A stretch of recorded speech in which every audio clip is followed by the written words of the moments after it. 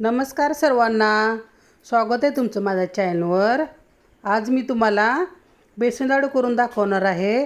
रवाळ असे टाळ्याला न चिटकणारे असे बेसन लाडू करणार आहे। ते व्हिडिओ शेवटपर्यंत नक्की बघा। बेसन लाडू करण्यासाठी मी एक कटोऱ्यावर बेसन पीठ घेतलेलं आहे। चला आपण सुरू करूया। आता कढई गरम झाली, आता तूप टाकून घेऊया। आपण तूप टाकून घेतलं पहिल्यांदा मी। आता बेसन टाकून घेते। आपण लागेल तसं तूप टाकणार आहे त्यामध्ये।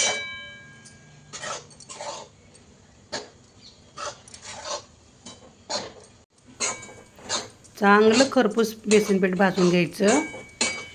जेवढं आपण चांगलं बेसन पीठ भाजल ना, तेवढे लाडू टाळ्याला चिटकत नाहीत आणि छान खमंग होतात। बघा कसा कलर छान आला बेसन पिठाचा।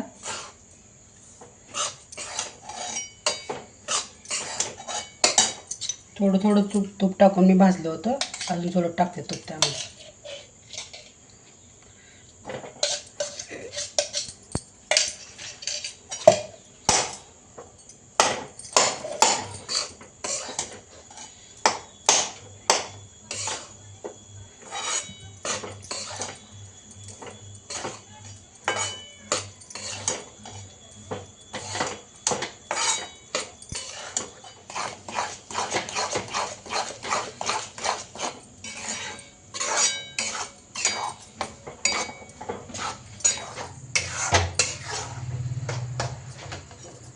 छान भाजला तर लाडूचं मिश्रण माझं लाल झाले बघा छान। आता गॅस बंद करून घेते आणि थंड करायला ताटात ठेवते।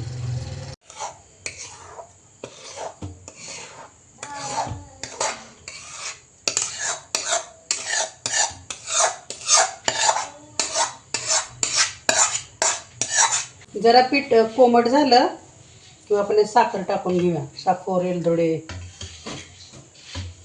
जरा थंड व्हायला ठेवते। जरा पीठ आता गार झाले बघा चांगलं। आता जास्त पण गार होऊ द्यायचं नाही। कोमट असलं की त्यात साखर, वेलदोडे टाकायचं। जायफळ आणि वेलदोडे आणि साखर बारीक करून घेतले, टाकून घेते। सगळं मिश्रण एकत्र करून घ्यायचं। पिठी साखर टाकून घेते। लागल तशी टाकायची आपल्याला चवीप्रमाणे गोड बघून।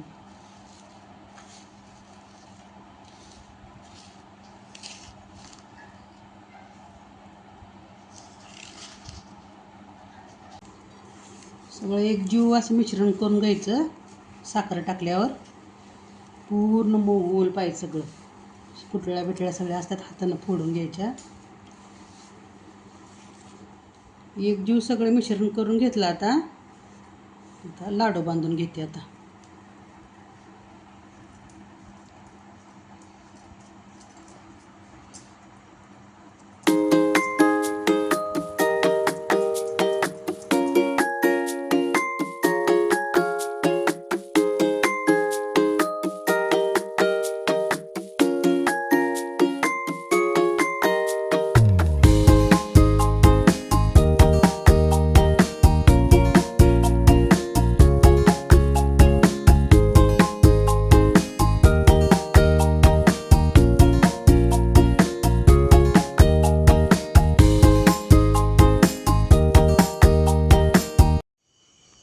झाले सगळे लाडू बांधून। आता कशी वाटली तुम्हाला माझी रेसिपी कमेंट करून नक्की सांगा।